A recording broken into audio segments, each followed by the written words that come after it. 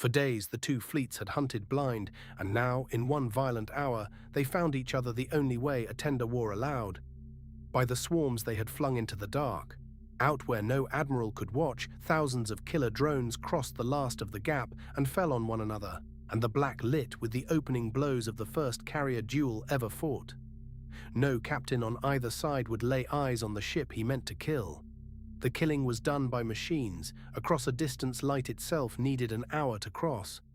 First blood in the black was about to be paid, and it would cost both sides more than they had reckoned. The swarms met in the middle black, where the two screens finally overlapped. Union killers and Vharen killers closed at speeds past any eye, and for 100 light seconds in every direction, the void filled with silent fire. Drones burned by the thousand out there, each machine spending itself against another, while the tenders that had bred them lay hours behind, still hunting a foe they could only picture in their plots. This was the thing that made a tender battle new and terrible. The capital ships held 100 light seconds apart, and would stay that way to the end, blind to each other the whole time. Every blow was struck by proxy, by clouds of drones thrown ahead to kill and be killed, while the admirals who ordered it read the fight as smudges crawling across a plot an hour stale. They would win or lose today, and go home having glimpsed none of the enemy at all. Admiral Sereth had waited for the clean sighting, and once Ione's scout gave it to him, he moved fast. He swung the fleet onto the contact and opened every bay he had, breathing out strike swarms and the long killers in one hard commitment. His conductors rode the link out with them, a human will threaded through each swarm, ready to bend the strike the instant the picture changed. He was outmassed. He meant to strike first and strike smart. Lieutenant Ione Vance ran the fleet's forward scout element from her command bay. Her scouts and her armed strike drones strung across the leading dark. The plot in front of her was a churn of ghosts and hour-old light, and she read it faster than the machines beside her could. She had found the enemy by knowing how it thought. Now she worked to keep finding it, feeding the flag a picture clean enough to aim a war by. The Vharen force answered exactly as its doctrine required. The moment the Union drives bloomed on its screens, all three tenders opened together and loosed their swarms on the same mark, at the same range, in the flawless order they had used to shatter a dozen fleets. It was a perfect response, and it was the only response the machine held. It committed its full strength in one stroke, certain as ever that certainty would be enough. So the two strikes crossed in the deep, thousands of drones racing opposite ways through the same black, each bound for ships that would still be hours from knowing they were struck. Once loosed, a swarm was a stone already thrown. The Vharen strike ran on rails, sure of its target. The Union strike ran on a living leash, and out at its head, reading the geometry, Ione's element began to do the one thing the enemy could not. Gull went ahead of the strike, the scarred little scout older than any drone flying and worth more than a squadron of them. It crept along the enemy's flank and held its cold eye steady, timing the Vharen turns, marking each tender's place as the formation ran its fixed program. Every mark it flung home let Ione tighten the picture. The machine kept its perfect order, and its perfect order was telling her exactly where to send the knife. She aimed the strike where the enemy tenders were forced to be, ahead of their own stale light, on the one course their rigid logic allowed. The conductors leaned the whole swarm onto that guess and held it there, hurling the killers at a stretch of empty black. It was a bet only a human would make against a foe too disciplined to be anywhere else. The drones ran hard for a patch of nothing that would soon hold a ship. The guess held. The Union swarm swept out of the dark onto a Vharen tender exactly where Ione had put it, and the great crimson ship lit under 100 hits at once. Its point defense flailed, killing drones by the score, and still the swarm poured in, walking fire down the length of the hull.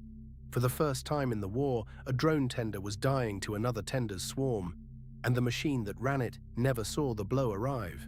The tender came apart along one flank, whole sections going dark, venting fire into the vacuum in long, slow banners of flame.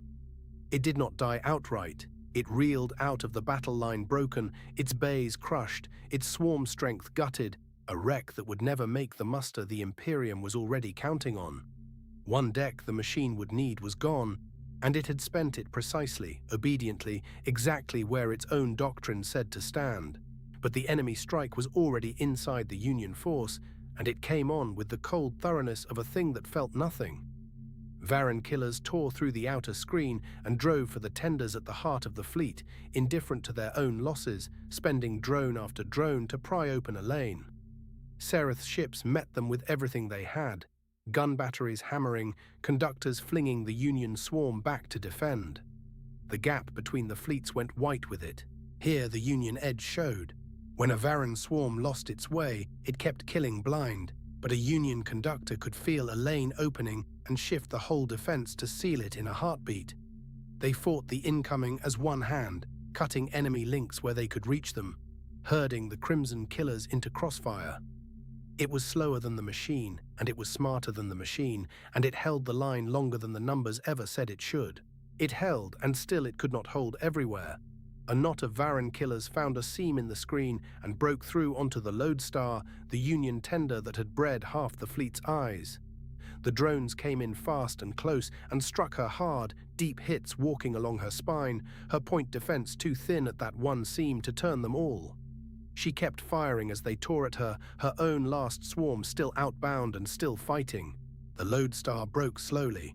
Fire ran the length of her from the wounds, her lights failing section by section as the black took each one, and near the end her spine gave way and let her drift apart in two long dead pieces, still glowing.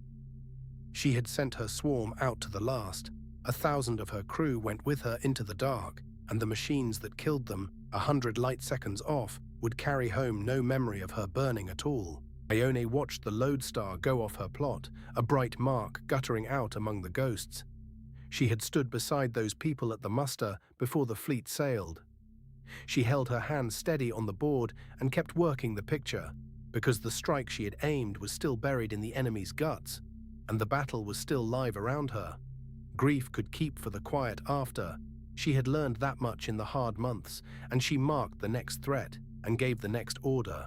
By the time the strikes burned out, both fleets were stripped of drones and blind once more. Neither had a second blow to throw.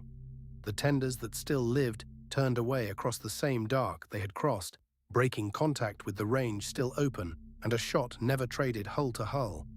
The first carrier duel in history ended as it had been fought, in silence, between ships that stayed strangers to one another to the end.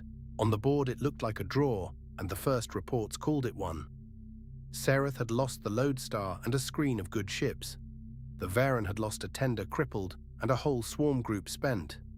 Ship for ship, the ledger came out even, and an even trade against a stronger enemy was a hard thing to sell as a win.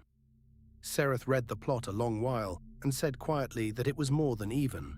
He had begun to see the true shape of it. The shape was this. The machine had thrown its full strength in one perfect stroke, and the stroke had cost it more than it could count.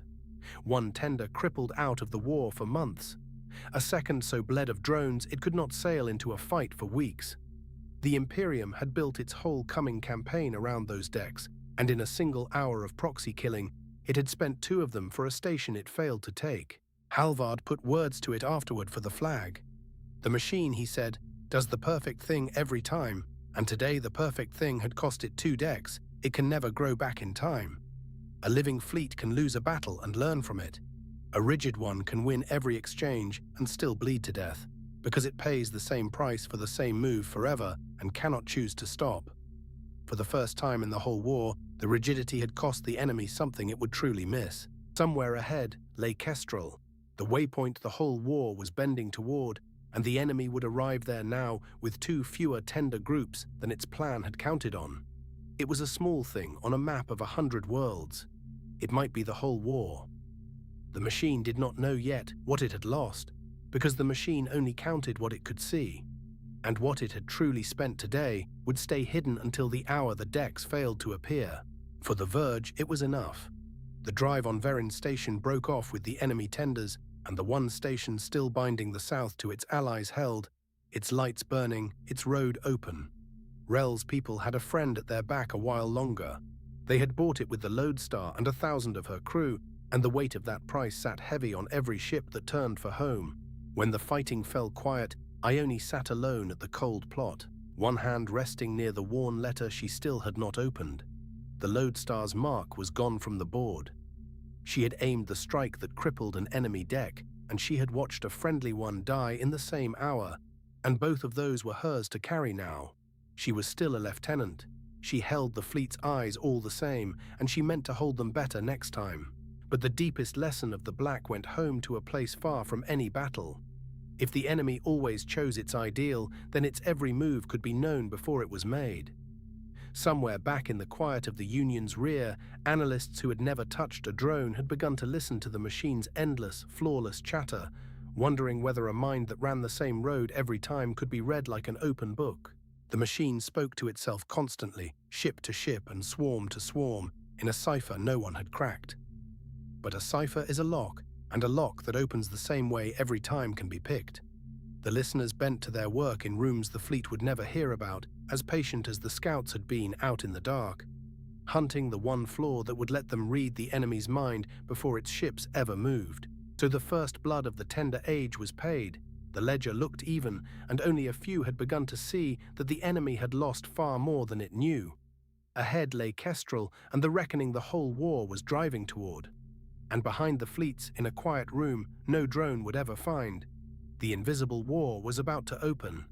The war that would tell the Union where the machine meant to strike before a single ship left the dark.